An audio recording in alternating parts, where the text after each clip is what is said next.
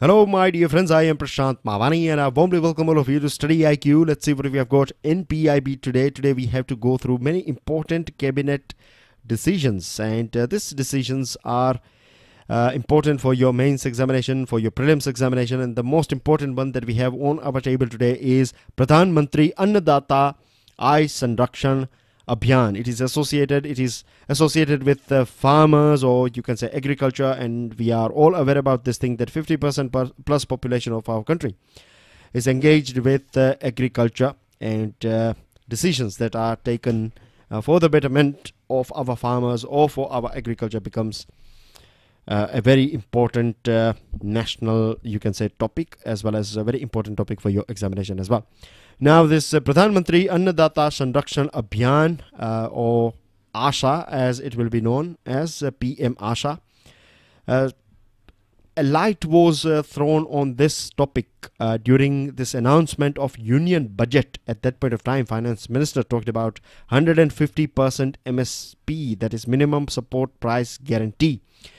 And you know it very well that by 2022, it is the target of our country or government of India that each and every farmer, his or her income should be doubled by 2022. So this 50% or 150% MSP is a step in that direction. And how it works is that, say for example, if your input cost, or you can say the production cost of your item is 100 rupees, say for example, right, and this 100 rupees has got everything, your labor cost and your transportation charge and electricity bills and everything, right? So this is your production cost. Of course, you are going to sell it a bit above 100 rupees, isn't it? So in the market, right, government promises that when you go out there to sell your produce, you will get at least 150 rupees. So 100 rupees is your production cost and 50 rupees is 50% of your production cost. So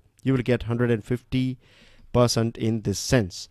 So let me tell you one more thing, that if you can sell this item in 160 rupees, then that 10 rupee is your extra profit. But minimum 150 rupees is something that you will get for your input cost of 100 rupees. So I hope this thing is clear to you as far as this 150% MSP is concerned.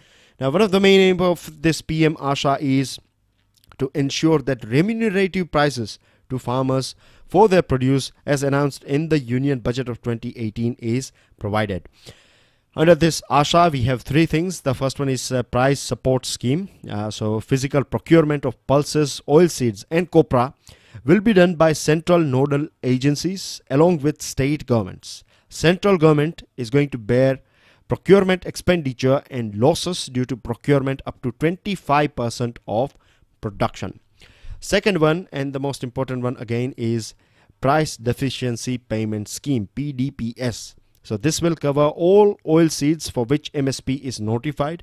Farmers will get direct benefit, direct payment of this difference between the MSP and the selling price via DBT. So how it will work is, say for example, if MSP is 150 rupee, and in the market, if you sell this item for, say for example, for whatever reason you are selling it for 120, then the 30 rupee gap will be given to you directly, will be given to a farmer directly.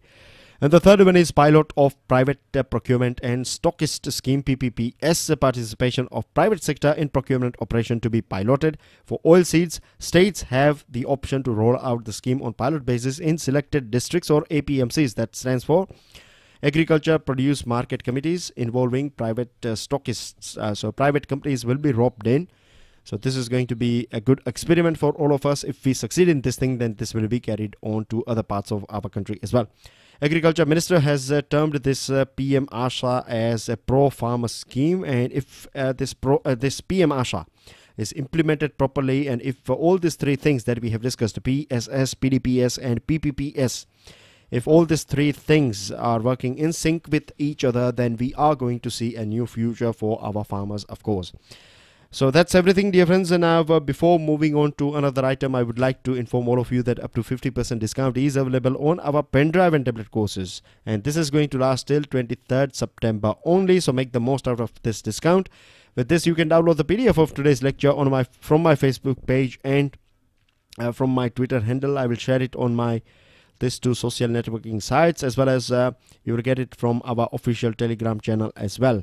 May I request you guys to share this lecture with other students too, not just a PDF file but the video as well. You can post it in other groups as well if you like, right? This will help other students with their preparation. At the same time, please make sure that you pass me your valuable feedback as well, that how you are benefiting from the special topics and explanation and other things that are covered, and topics and things that are covered and everything. So do let me know if you have some good examples. Then of course let me know that how a particular topic that we have discussed has helped you with your understanding and things like that.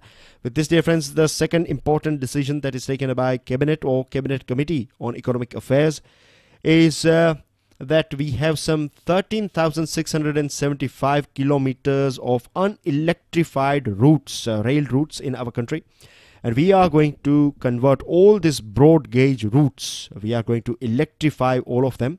So this is going to be a big thing, because as far as safety is concerned, electricity is more safe, or electric run trains are more safe. Capacity, it will enhance this capacity, as well as speed. We will be able to commute people from one place to another place in a much speedier time, you can say. Energy security and sustainability are two things that I will discuss with you in a minute, and it will cost 12,000 crore rupees for us to convert all these broad gauge routes of Indian Railway that are unelectrified at present, to convert them into to this electric version. It will cost us 12,000 crore rupees. Our dear minister said that this is going to be from diesel traction we are heading towards electric traction, and this is going to be a very important. This was announced 3 years ago, and in near future this job will be completed. It will generate direct employment of 2.4 crore man days as well.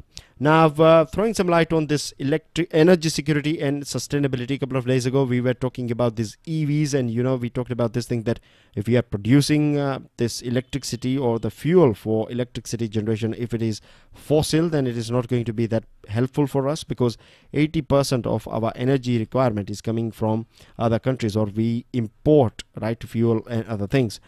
So if we are producing electricity using this coal and petrol and crude or whatever, so this is not going to help us. What we need is, we need to source more and more electricity from renewable sources. This is the thing that is going to help us, and it's quite promising as well.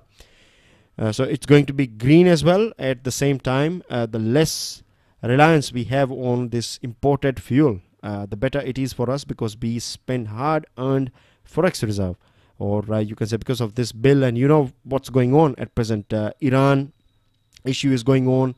At the same time, dollar appreciation of dollar has taken place, and this has resulted in depreciation of Indian rupee. So we are paying extra because of this price difference or currency conversion rate difference. At the same time, oil prices are going up as well in international market, so it is kicking inflation in our country. And because of this inflation, we suffer a lot. Government want to be able to, RBI basically want to be able to reduce this interest rate. This can impact our investment climate. It will impact our job creation. It will impact revenue collection. It will impact growth and development. So overall, it is just one decision, but it is going to bring big fruits for our economy and for our society. As far as sustainability is concerned, of course, if electricity is generated from green sources, then it's going to be eco-friendly as well. With this, one more decision, very important decision, has been taken by Union Cabinet, and it is about according this or giving this status of national importance to 4 new national institutes of design, and these institutes are located at Amravati, Jorhat, Bhopal and Kurukshetra. Now, I'm sure we have heard about Make in India, and we all know many things about Make in India, but Make in India is not enough. As far as production is concerned, if you are just producing things here, then that's not going to help us or take us, it will not be sustainable for a very long period of time. What we need is, with Make in India, with production, we need to design things in our country, right? That is very important. So starting from scratch of production, that is this design portion or design phase, from there to final delivery of product, all these important aspects of this operation management should be taking place in our country, so we can promote design in India as well, which is very important. This will create more jobs and more prosperity for it will add value to our products as well, or the products that we produce in our country. Cabinet Committee on Economic Affairs has approved an over 25% hike in the price of ethanol produced directly from sugarcane juice. Now, ethanol can be blended with the petrol, and the more ethanol we blend, of course, you have some limits. It works on chemicals and everything. So what I'm trying to say when I say if we produce more ethanol, I mean to say the more ethanol we produce and the more ethanol that is produced indigenously, the more we can mix with petrol. So say, for example, if with 1 liter petrol, if you can add maybe 20% of ethanol, then we have to import less, isn't it? We can import 80% of the 1 liter, and we can have 20% ethanol blended with this one, and we will have 1 liter petrol or 1 liter fuel. So this will reduce our bills, import bills that we have just talked about, and excessive sugar as well. What happens is that when you say, for example, if in 1 year, if we need 100 kilo of sugar in our country, hypothetical example, of course you can understand. So just imagine if we need, our requirement is 100 kilo sugar per year for the whole nation, and if we are producing 120 kilo, what will happen is that excessive production, increase in supply, reducing, or the demand is static, so what will happen is the prices will fall down. So this 20 kilo extra, will create problems for our farmers. So it is better that this is directed or diversified in this ethanol production. So this way it will be win-win. Means extra 25% hike means that more money for the farmers. At the same time, we will have some, relief in this fuel imports as well. So it's going to be a big thing, big news, big important decision, of course. And ethanol derived from 100% sugarcane was hiked to 59.13 rupees per liter. Earlier on, it was 47.13 rupees. Now, Prime Minister Narendra Modi has invited all of us, people of our country. See, remember, he's not speaking as leader of BJP here. He's talking as Prime Minister of India. So you need to pick up these shades now, when he is talking like a politician, pure BJP politician, and when he is talking like Prime Minister of our country. When he addresses every one of us as Prime Minister of our country, he will be talking about 130 crore people approximately. That is our population at present. And basically, Prime Minister has invited us, all of us, to be a part of this Swachhta Hi Seva Abhiyan that is going to start from 15th September. And here there is a small error from their side. It should be 2019. So from 15th September to 2nd October, we are, I beg your pardon, it's 2nd October 2018 only. My bad here.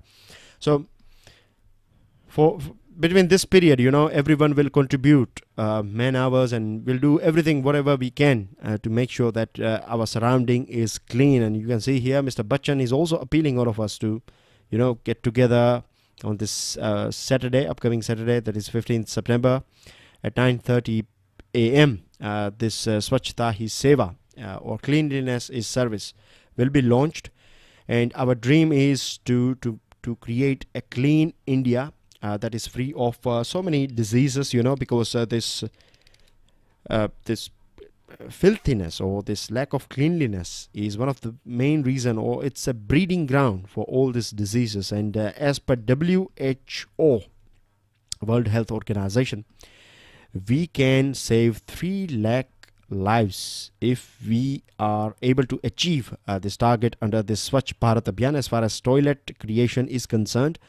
So 3 lakh kids, we can save their lives, because what happens is that they get affected with this, open defecation. You have this flies will sit on this fecal material, and then it will fly down to your food and other items. This will, transfer diseases from one place to another.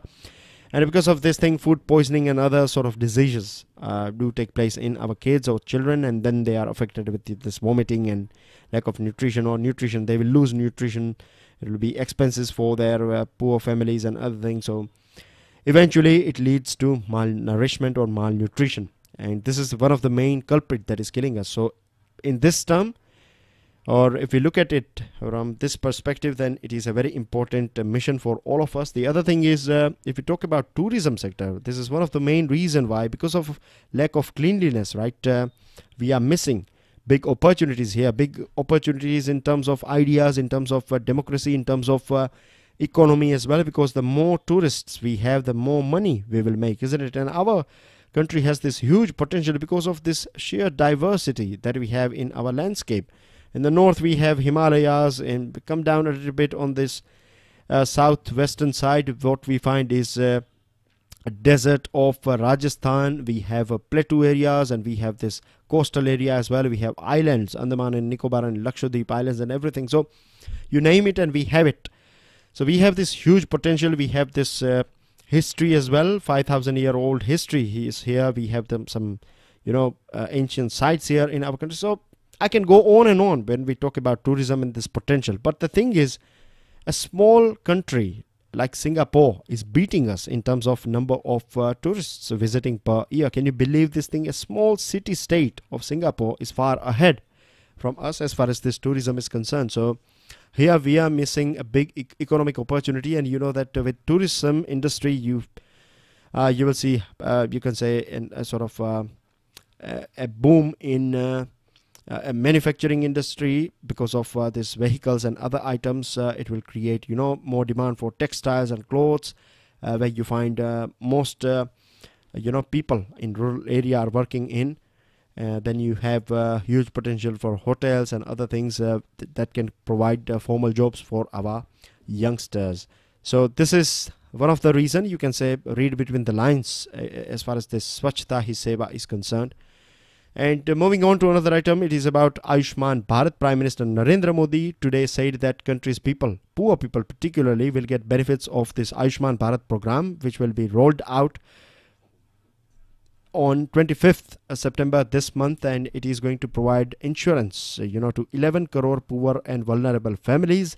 Benefits of the schemes of this particular scheme is are portables. Beg your pardon, it's a slip of tongue here.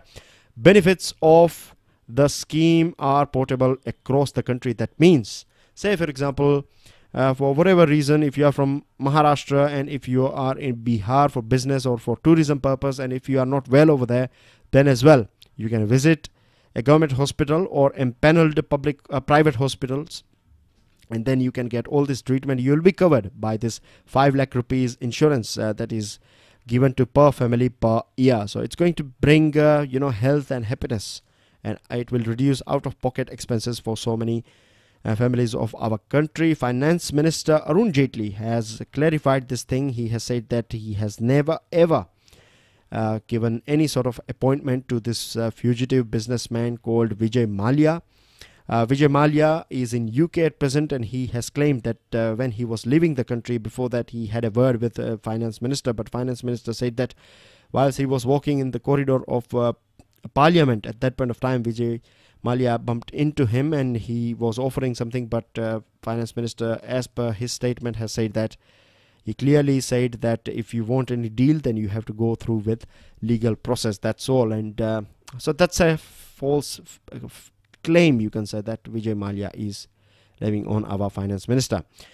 We are going to have new Chief Justice of our country, of India, from 3rd October. The person that you can see on your screen, his name is Justice Ranjan Gogoi, and Ranjan Gogoi is going to take over as a new CJI, because current CJI Deepak Mishra is going to retire on the 2nd of next month, and from 3rd CJI, new CJI, Justice Ranjan Gogoi, he is going to take over. He is the second in terms of seniority after CJI in our this hierarchy of Supreme Court. He is the second senior most judge at present, so naturally he is the one who is going to be or take over as CJI, because seniority is something that is based on which you'll get promotion in judiciary. Department of Space has got this update for us that is associated with this 19th July 2018's MOU that was signed between India and Brunei. Brunei is a small, Brunei Darussalam is a country of Southeast Asia. I'll take you through the map as well. Now let's first of all go through the map. So here you can see Southeast Asian nations, or you can also see some ASEAN nations, ASEAN, that stands for Association of Southeast Asian Nations. So ASEAN, you have 10 countries here, and you have this Malaysia here. Part 1 of Malaysia is here, and the other part is here. And here, if you pay attention, you find this small tiny country called Brunei. It's a kingdom, and you can see here the capital of Brunei is Bandar Seri Begawan. And it's a kingdom, as I told you. It's rich in oil as well, and it's a wealthy country.